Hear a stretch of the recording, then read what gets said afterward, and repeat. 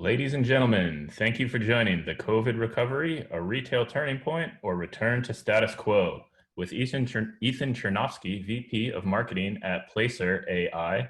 As a reminder, if you have any questions throughout the conversation, to please submit them using the Q&A button on the bottom of your screen. Here's your host, Stephen Winnick, Senior Analyst and Head of Innovators at Coresight Research. Thank you, Drew, and thank you all for joining for today's conversation. I'm excited to have Ethan here to discuss the future of retail and the impact of the COVID-19 crisis. Ethan is VP of Marketing at Placer.ai and loves helping businesses unlock the power of location analytics. Prior to Placer, Ethan was Director Corporate Marketing at SimilarWeb and Vice President of Headline Media.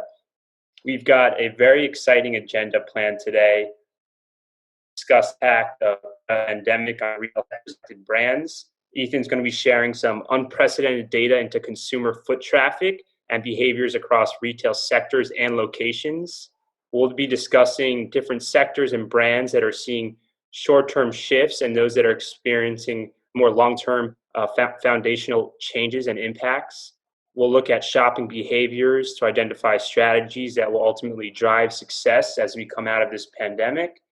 And lastly, we'll discuss how retailers can implement more dynamic strategies to account for the new normal. So just before we get started, as we mentioned, we definitely encourage everyone to use the Q&A function to ask any questions throughout the webinar. We want this to be interactive, and we'll try to get to all of those either throughout our conversation or towards the end of the presentation. So just to get things started, we had retail sales come out this morning, and I wanted to just share some of that data, and then Ethan will jump into some of the foot traffic data and other consumer trends. So retail sales this morning showed that there was a 9% increase year over year for the month of June. And, we attribute this to pent-up demand from March and April. So pretty encouraging numbers this morning. Non-store retailers, which represent virtually all online, were up a staggering 30%, which, we would say is offset by a 24% decline in clothing retailers, not too surprising, and a 12% decline in sales at department stores. Again, this is for the month of June, looking year over year. We saw sporting and leisure goods up 22% year over year. That's a very high number, and we'll get to this more in Ethan's slides. But, we realize some of the foundational shifts, people that aren't going to gyms, they're buying more home equipment, they're buying more athleisure clothing, they're stuck at home, and there's no really a source of entertainment outside their home. So they're buying more, sporting and athleisure and equipment. We just saw the acquisition Lululemon made of Mirror, the on-demand workouts with an interactive mirror. So a lot of these trends that we'll talk more about during Ethan's presentation, we saw in this morning's sales report. We saw food retailers up 11%. Offset by a 27% decline in food services and drinking places. We're thinking on average, the U.S. consumer is having 1 to 2 more meals at home. Hence the food service and drinking places down 27%. We think this is more of a short-term impact as restaurants slowly start to open across the country. And just wanted to give a quick recap. So if you just joined, this morning, U.S. Census Bureau put out retail sales for the month of June up 9% year over year. Pretty strong and positive numbers there. Pent-up demand, we believe, from March and April. And we'll get into some of the sectors and specific brands and retailers that are being impacted and what are some of the strategies they're doing as we come into this new retail normal. So without further ado, I'd like to pass it over to Ethan to go through some of his presentation and discuss the agenda. So, like we said, what we want to make sure we're discussing today is what's happened in this recovery period and what indicates that there's a fundamental shift in how retail has operated, what is likely just a short-term change that we'll see revert back quickly, and what is part of this wider evolutionary change that was taking place pre-COVID and will likely continue to take place post, but maybe may have been boosted by the unique factors of the pandemic and its recovery. But quickly, before we get into it, who is Placer and where does our data come from? So essentially, we see 30 million devices throughout the United States. Critically, this is all anonymized aggregate data. So it is GDPR and CCPA compliant. And that data comes into our system solely as a panel from which we can utilize AI, machine learning, and the most advanced data science practices to make predictions on traffic to any location anywhere in the United States. And by doing that, we can then aggregate up all of those locations up to have a chain level analysis to understand what's happening at that level, whether it's at a state, DMA, or nationwide. And then we present this data in a wide range of reports. Essentially, our core resource is location data, but with location data, you can understand the customer journey, you can understand when they're visiting, you can understand how those trends are changing, what are the cross-shopping patterns, and more. Critically, we love location analytics because we think it has some really unique advantages. One, it's cross-functional, so it's not just providing value to one element within an organization, but across an entire company. It's behavioral, so very often we see that people will fill out surveys of what they think they would do, and that isn't always aligned with what they are actually doing. It's real time, so our data is accurate up to 4 days ago, whenever that day may be. So it's constantly updating and giving that real time or that near real time visibility. And then again, because it's so granular, it's able to be built up into a whole wide range of reports. So whether it's a true trade area analysis, so as opposed to a simple radius around a location showing the trade area for all of its amorphous glory, and then with that, understanding real demographics, understanding the customer journey, visit trends, cannibalization risks, void analysis, what routes people take to get to a specific location, and more. And then finally, in terms of accuracy and validation, we were chosen by M-Science as the most highly correlated location data provider with transaction data, which is obviously critical in the offline realm where those conversions are so much higher. And then just one quick shout out for the people who haven't been familiar, please check out our website, Placer.ai. We have a free tool in a section called The Square, an industry trends tool, a brand tracker, and a brand dominance map that will be released in the coming days. So check it out if you're interested in learning more. But now to get to the content, the first place we wanted to look at was where are the biggest changes happening? Thanks, Ethan. So this is a really interesting slide. We'll start with malls and outdoor centers. What are the primary changes you're seeing with outdoor centers compared to indoor malls, and what are some of the longer term ramifications when we look at these trends? So I think the first thing we're seeing, and it's fairly expected, that you're going to see indoor centers further away from their normal than an outdoor center, because it's who are the tenants in these outdoor centers. They tend to orient themselves more towards essential retail. They're able to be open longer. A lot of these malls, even when they reopened, had very strict restrictions on how long they were open and what was open within them, which can mitigate how far one is willing to travel to go to the mall. And yet still, these are critical differences, but they highlight some of the things that malls do so well. So when you think about the magnitude of the visit that a mall attracts as opposed to an outdoor center, it's still so much longer. It's still so much a further distance than someone is willing to go to an outdoor center.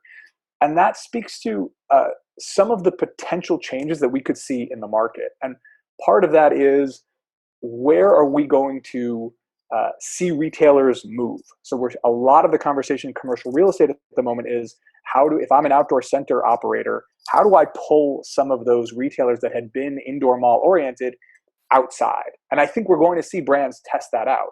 The other flip side of that is spaces are going to open up in malls, both with closures and because of some of this shift. And that's going to give an opportunity for brands that were either not offline at all or primarily oriented towards outdoor centers to test out different types of formats that could potentially work within an indoor environment. And so there is this really exciting moment happening now. And ultimately, there is a great likelihood that this diversification of what exists within a mall and what exists within an outdoor shopping center could create just a better retail environment overall. Yeah, that makes a lot of sense. And one thing I'd like to point out too, in some of our consumer surveys, is the fear factor of indoor versus outdoor, and how that may have attributed to outdoor centers. The consumer feels a bit more safer. So we might see some pent up demand. While we have seen some pent up demand in busier malls, I think in the short term, we're expecting outdoor centers to enjoy a little more traffic in the next 6 to 12 months. I think that's absolutely critical point. And so, staying on the topic of malls, there's been a lot of narrative in offline retail that centers around the struggles of indoor malls and how difficult the recovery will be for them. So, in your opinion, and what you've seen in terms of the data, the traffic data, do malls recover, and if so, what does that recovery period look like?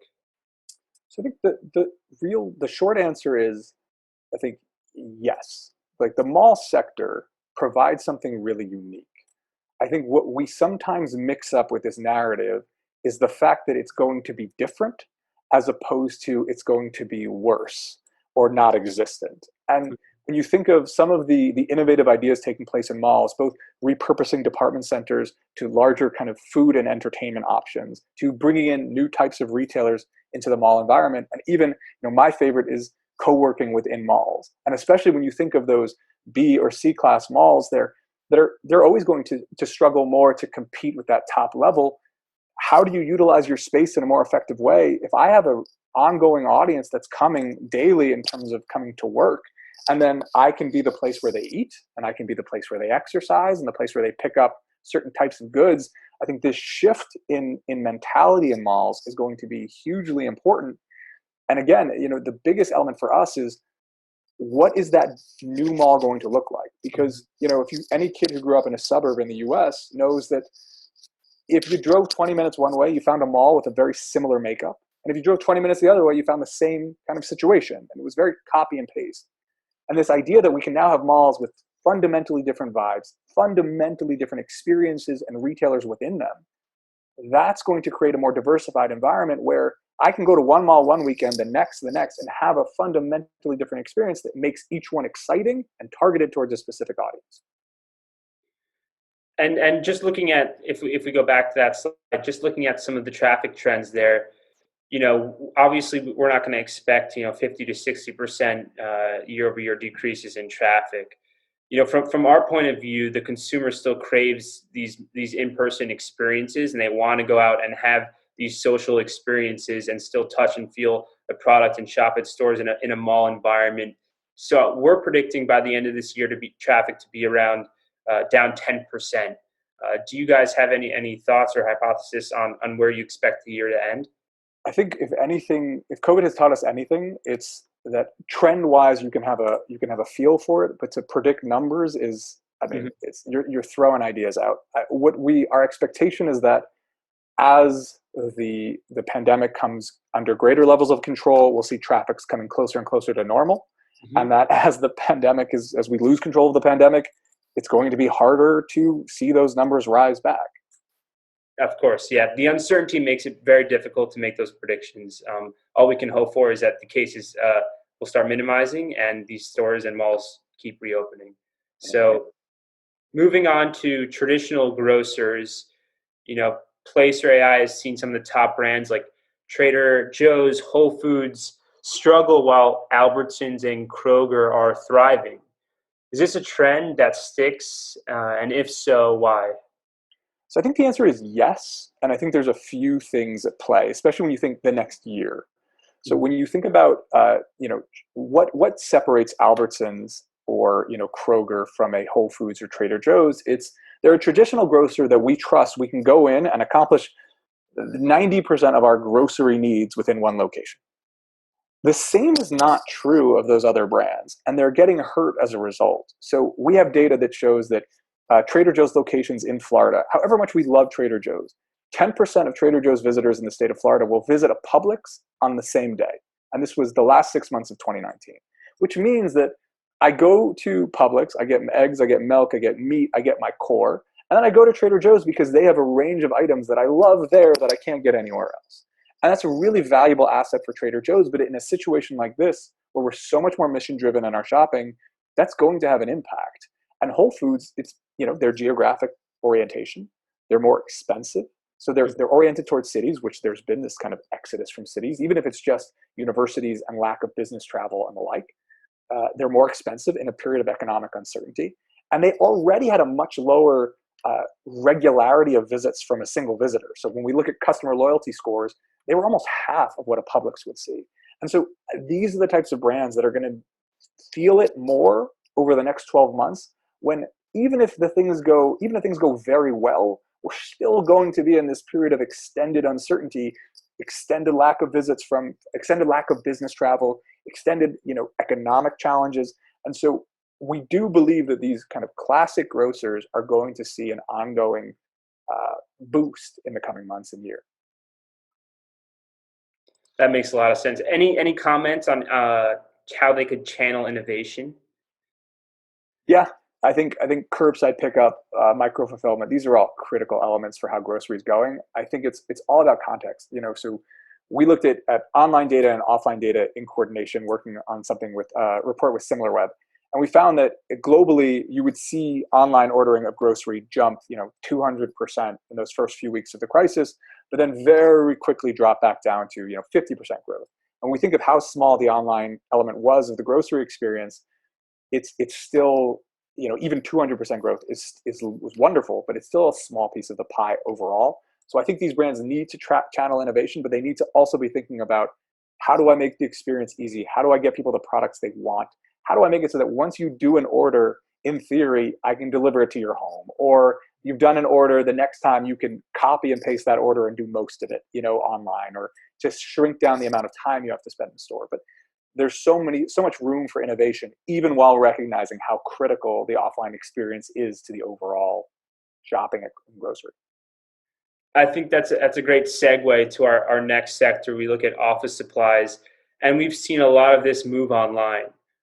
So the question is, how can an Office Depot, a Staples, and Best Buy fend off their online competitors? Are there additional services they can offer? You mentioned BOPUS, curbside. What are some strategies that you can suggest, recommend for some of these traditional players that are majority of their sales are taking place in store? Yeah, I mean, I think critically, office supplies was a sector that every time we looked at it pre-pandemic, it was just consistently dropping. So almost ongoing year-over-year decreases, except for the back-to-school season late last year, which did give some of them a little bit of a boost. But the numbers that they were seeing in late June in terms of year-over-year declines were similar to what they were seeing in January pre-pandemic. So it was actually, not this horrible situation. And in fact, our work from home has taught us how important some of these elements are, and we need to have those relationships. So I think it's we included Best Buy here for a reason, because I think that is a model that these brands need to be looking at. So how do I make it that the in-store experience provides something other than just a place to buy? How do I have kind of that Geek Squad style offering that means I can come in and help you set up the things that you bought and optimize the way you're utilizing your space? But this is, I think, a unique moment in time where the brands like Staples and Office Depot are either going to find another gear and they're going to surge back into prominence, or we're going to look back on this and say they couldn't capture this moment, and that's the reason that, unfortunately, they continue to struggle. So it sounds like they have to be more service-driven in their store experience. So if we look at home improvement, going to the next part here, just going back to the retail sales numbers this morning, I mentioned up 9% in the month of June year over year. Home improvement is up 23%. We all understand, in part, people are staying at home. They need office supplies. They're updating certain aspects of their homes. But also we're seeing professional contractors going back to work. So I think that's driving a lot of sales. So Lowe's, Home Depot, and others have surged to levels that have beaten out anything we've seen in recent years. Can this success be maintained? And what's the concern with how much they've outperformed? So I think the concern is, have they done so well that we're going to lose context of what normal performance looks like? So when we look at, how often do we look at year-over-year data? And then there are times that you forget. I'll give you a great example. There's a mall in California that did a Kim Kardashian pop-up over a 4-month period, and their traffic exploded.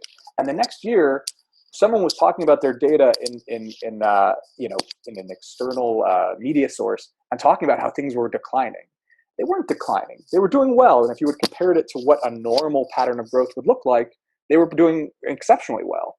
But when compared to a spike, we kind of forget why that spike happened and then judge them accordingly. So I think the concern with home improvement is they're performing so incredibly well that there is this perfect storm of things going in Lowe's, Home Depot, and even, the Bed Bath & Beyonds of the world's favor, that in a year from now, we need to keep that context in mind, because if they don't match those numbers, it's not because they're not strong or not doing well. It's because this was, again, this perfect lightning in a bottle moment for that sector. That makes a lot of sense. So I think we need to minimize some of the expectations going forward, probably in the longer term, but also understand there's probably some stickiness here with consumers wanting to invest in their homes that we saw pre-COVID. So I think that's a great point. If we look at opportunities that remain with so many competitors in different sectors across brands and some difficult times out there, we've seen bankruptcies and store closures going up. What can brands do to emerge even stronger from this?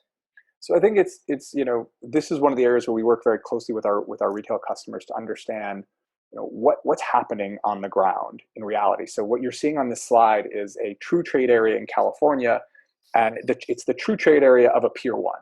And the red, green, and yellow dots are a Lowe's, Target, and Bed Bath & Beyond. And clearly there's an overlap between all of those brands and the services they provide when you think about the Venn diagram with a Pier 1. And so a lot of these brands, what they're doing is saying, all right, this is my target market. This is how, on a location by location basis, I'm going to go and reach out and figure out how I can be the brand that fills the vacuum being created by a Pier 1.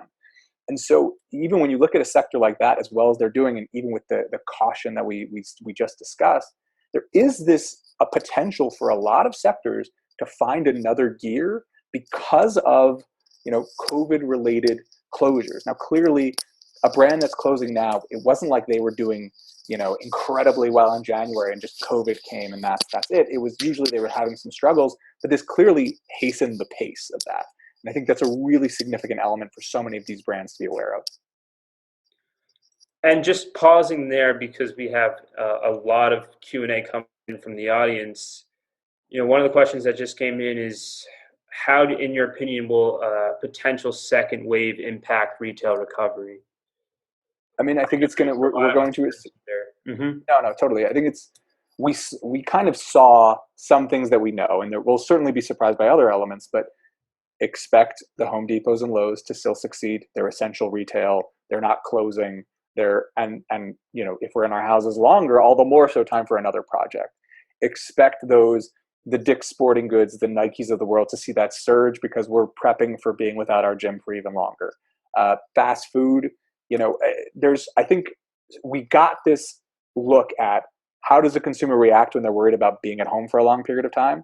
And now that will be exacerbated by the fact that we already know what it's like to be at home for a long time. So our stock up mentality is going to be a little bit wider. And so I think we will see what we saw before, potentially with a little extra on top. That's great. Yeah, thanks, Ethan. So if we move ahead here and we look at Starbucks and Dunkin', many fast food players are still closed, and some that are open don't have the same level of assortment.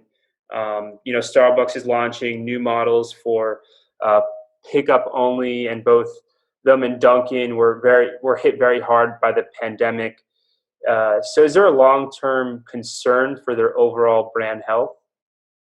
I mean, not for me. There's nothing that we've seen that says, wow, these brands are in trouble. And I would say that, what you're seeing on the slide is actually the time of visit distribution compared with looking at May through early July 2019 versus that same period in 2020.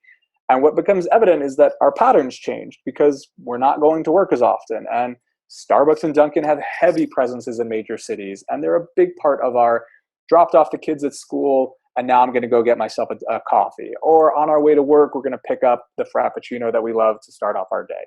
And it's so critically part of that routine that when the routine gets completely upended, obviously they're going to see a decline. And so I think my expectation, or our expectation at this stage, when we look at the data, we have a deeper piece on this actually coming next week, of we think that they're actually showing all the reasons to return back to quote unquote normal fairly quickly. And even while, in the last week or so, as COVID has surged again in so many states, we have seen certain players in the food space dip back down after seeing growth.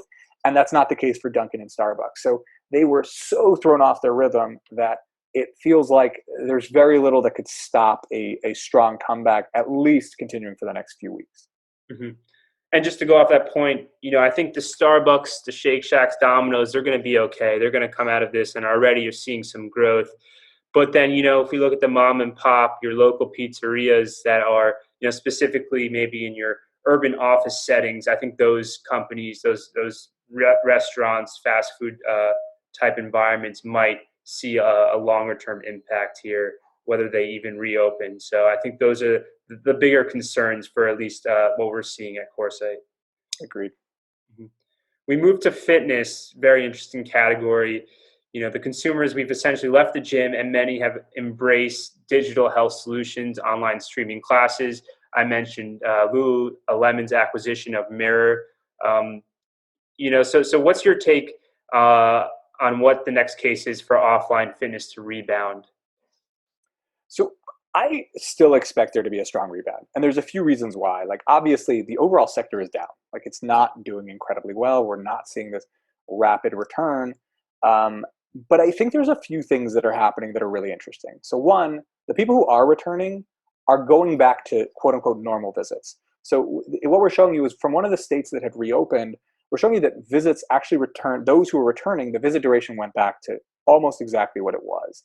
And the biggest thing that has shifted is where the people are coming from.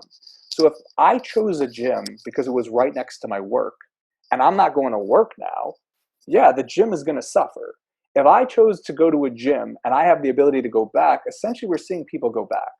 So the real question, I think, in the fitness sector is, and also, by the way, think about how many gyms are closing. So, Gold's is announcing dozens of locations closing, and 24-Hour Fitness is announced that they're going to be closing. I think it was over 120.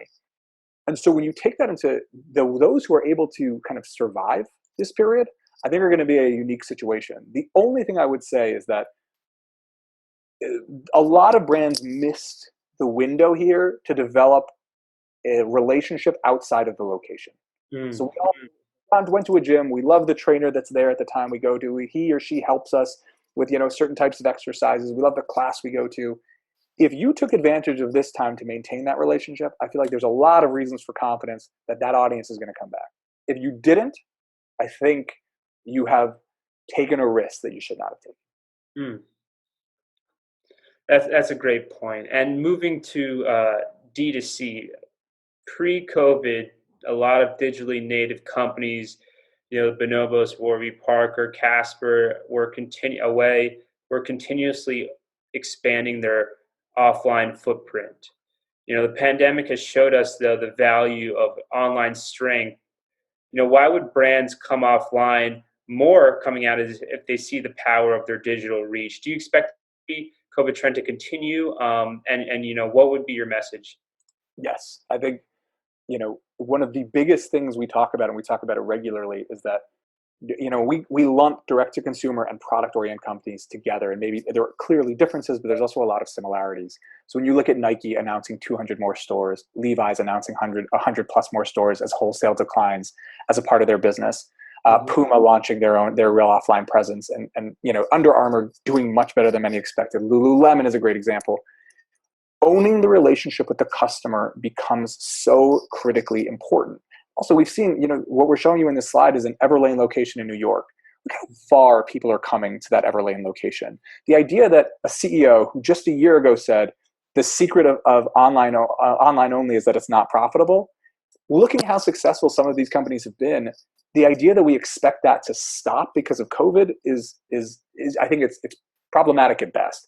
I think the higher likelihood is that we're going to see a unique environment created where real estate costs drop because you're going to see a lot of brands closing and spaces open up. And that there is a many vacuums created And there's also this loss of a lot of department store locations. So the need to have that direct relationship and the opportunity to create that direct relationship dovetail and create a powerful opportunity. And as a result, whether it's launching through companies like Neighborhood Goods, or a brandless style option, or having their own locations, this is a trend we expect to continue and in fact pick up pace post-pandemic. Yeah, I totally agree. I think consumers still want to touch, feel, and see the product, especially of the digitally native brand. I think it might be constrained in this current environment as they can't, try things on. Stores have limited capacity in terms of how many people they can let in.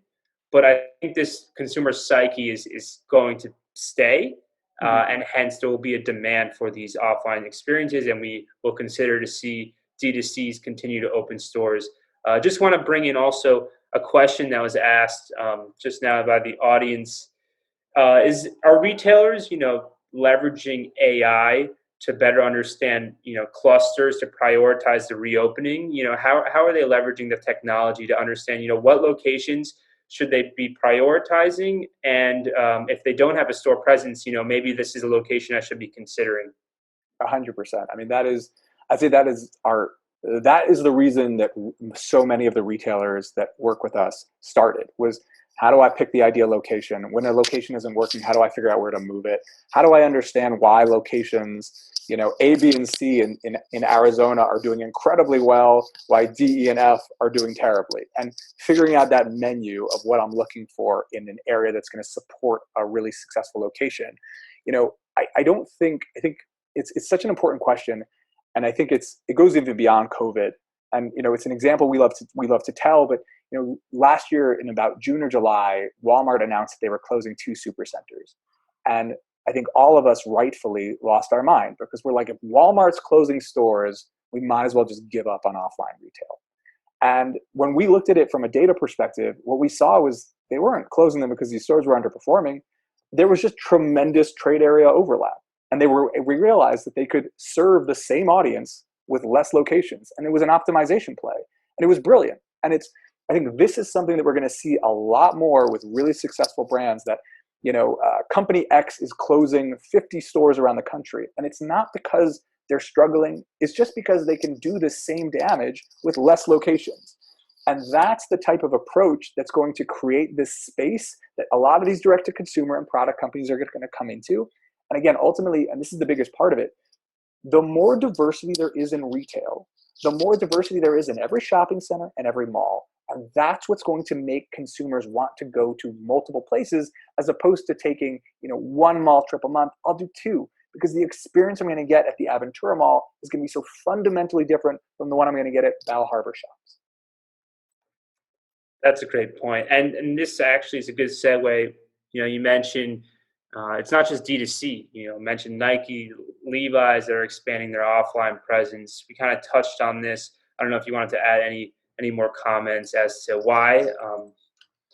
I mean, we could. I'm happy to do a whole other webinar of 45 minutes about why I love Nike, and and I think if you were bullish on Nike before, and I was one of those people, you should be even more bullish now, because look at where their cross shopping is. Their cross shopping is with department stores that are closing. Their online cross shopping was with Amazon, and they closed it. What Nike has realized is what so many other product companies are going to realize, which is you must own the relationship with your audience. And if it's online, if it's offline, it doesn't mean only, it doesn't mean don't have partners, but it means that you have to have those places where I can have a unique Nike experience and feel connected to the brand. So let's talk about mass merchandise. Mass has benefited because they sell food, so they're considered essential. While the mix has changed and has been heavily weighted towards food in terms of sales, I think there will be some stickiness that will stay with the consumer, and the likes of Walmart and Target will likely benefit from this. So it's hardly a bold statement to say that Target and Walmart are powerful retailers, but is there a reason to be even more confident that this will likely be a more permanent trend? Yes, I mean, first of all, I think what Target does in terms of focusing their merchandising on a per location basis is brilliant, and it's going to something that smart brands are going to take on. what Walmart is doing from an innovative perspective, from an innovation perspective, their ability to roll out so many different ideas so quickly is tremendous. Their health idea, I think, is the game changer. Forget competing with Amazon with some sort of membership service. The health play I think it's a game changer for them. But even brands that tier after them, the Dick's Sporting Goods, look how strong they have been growing, how their year-over-year growth month after month has been up. Costco's the same. And you think what they offer is this ability to get so much done in one place, but you have a relationship with the brand, and that's so critical. I think the added thing here that I want to mention is that there's a lot of reason to grow our respect for brands like Walmart and Target, because you heard talk of some brands that weren't as good about social distancing or others that were better. And the lines they took in terms of creating self-imposed restrictions during the crisis, even though they were open and they could have turned it into an even greater boon for them, I think speaks to a lot to the power of corporate social responsibility. You mentioned one point that's really interesting. We just actually at Coresight republished our 2020 Retail Trends Outlook. And one of the things we mentioned is the consumerization of health and healthcare.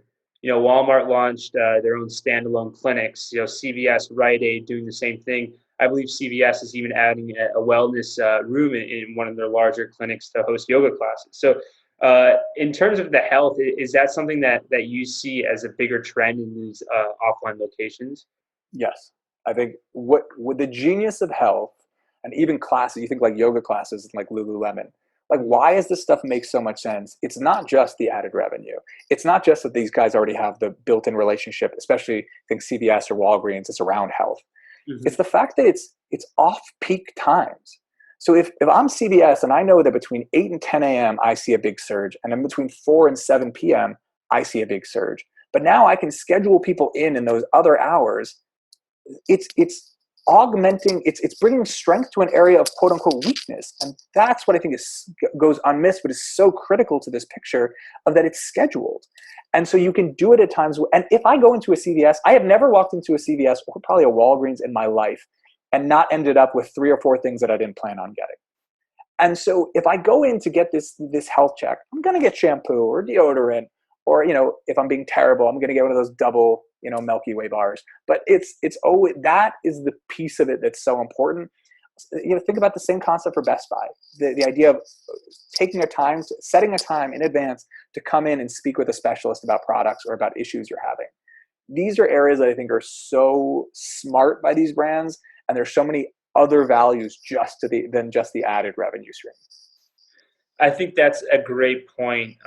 And one big takeaway we've seen is during this period, this pandemic, that consumers' values have changed, and they want these brands and retailers that represent those values, whether it's health and wellness, whether it's sustainability, whether it's social justice. So I think coming out of this, we're going to see more of these companies, whether Walmart, Rite Aid, CVS, that are introducing these health-focused wellness areas, or more corporate responsibility, and consumers holding them to that. So I think that is definitely a growing trend, and we'll see strength at retailers that adjust their strategies accordingly. Completely. And so moving on to the off-price, a lot of these companies barely have e-commerce, and the pandemic was supposed to drive visits down because of consumer concerns, yet the sector seems to be continuing to show signs of strength. What are your thoughts on that? Will they continue to thrive and show this type of strength? I think yes, of course. Their model works. You can get something if you go to a Marshalls or a Burlington or a TJ Maxx, and you find something great, and it's half the price that you get it somewhere else. You're gonna go back a lot of times because there's this experience to it of the treasure hunt, which maybe I enjoy slightly less, but a lot of people do like that idea that I'm gonna go see what I can find, and let's see where this adventure takes us. But I also think critically, when we talk about e-commerce for these brands, we have a tendency to say, how dare you not have e-commerce? Whereas I think they're being really smart of saying, we need to do e-commerce our way. Like Burlington e-commerce can't be the same as Calvin Klein e-commerce. it has to represent the Burlington brand. It has to understand the Burlington consumer. And so I'm excited. I don't think these brands are not going to go digital. I just think they're going to go digital in a way that suits them and feels authentic to the experience they want to provide. So that makes a lot of sense, Ethan. We had a question come in, within the off-price retail segment, how and or will customer buying patterns change? I in my opinion, in the near term, I think as long as consumers are still at home, I think we will see a shift towards more athleisure. So I think in the near term, the need for off-price clothing will suffer. But I'd love to hear your thoughts. I think there will be a recovery in the medium to longer term. But in the short term, as long as consumers are still at home, the athleisure category will thrive. But what are your thoughts on the off-price retail segment? How and will it change? I love athleisure. I do think off-price is going to do very well, though, because I think there's a few things going in its favor. If we knew 100% there was no school in September, there was no university in September or October, I think it would get hit just because of its seasonal peak in August. They generally see that really strong period. And so even if it doesn't mean that we've lost our love for off-price, but if that gets extended, there could be a pain felt as we kind of recalibrate when do we go. But I think the shopper that loves TJ Maxx or Burlington loves it because they know there's like a deal to be found and they like looking for that deal. I think now the deal to be found is going to be even better than ever. And so when we looked at specific TJ Maxx locations when they opened, they were massive year-over-year growth. And they were trying to limit people coming into stores. And so I would feel very, very confident in these brands in the next 6 to 12 months, but I see nothing that, realistically slows them down over time. Great. We only have a few minutes here, and we have about 18 questions from the audience. So let's try to get to a few of these here as we wrap up. And thank you for sharing all of that data. I believe we'll be sharing the recording both on Placer.ai and Coresight's website following. So just an interesting question came in here. How can retailers optimize the need for local adjustments in their operations, demand, marketing amid this changing COVID landscape where every state by state can look drastically different and demand can look different as well? I think there's three pieces to this, and forgive me for being a data person and coming from a data company, but that is the perspective. I love it, but you need to understand what's happening in each of these locations at a wider level. So it's not just a one store, because one store can always be impacted by confounding factors.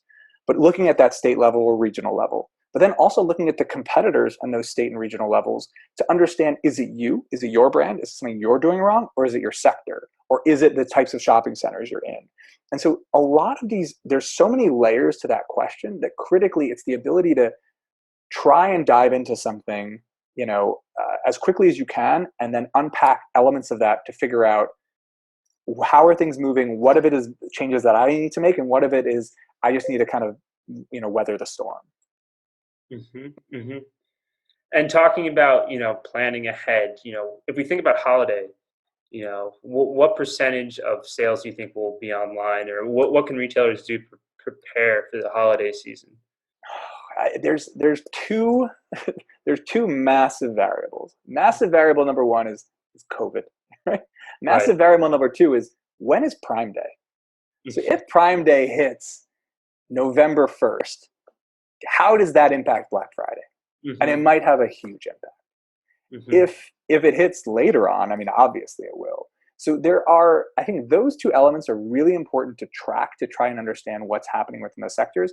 Online is clearly going to have a big play, but look, take Prime Day as an example. We saw some of the biggest brands last year's Prime Day starting to generate more and more value offline. And that includes Whole Foods, which is an Amazon entity, but includes Walmart, Target, Best Buy, recognizing that this excitement being generated by the behemoth that is Amazon is something that they can leverage to their own advantage as well.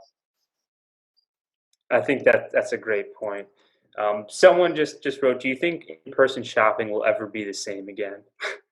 Yeah. I mean, all right, this is what I said at the beginning of the crisis was, I mean, if you remember post 9/11, we said travel is never going to be the same again. And we were right. It was never the same. Security was different. We have different expectations. We're willing to put up with more. We have to arrive at the airport earlier. But we still travel, and we were traveling more than ever before. So yes, things are going to be different.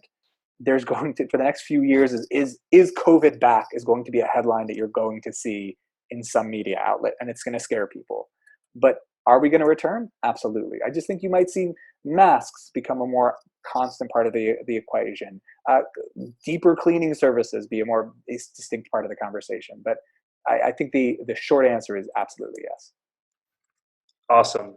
Great. Just at our timing here. So, what an incredible discussion. Thank you so much, Ethan, for joining us and sharing that data. And for everyone that tuned in, I hope you found the discussion insightful and fruitful.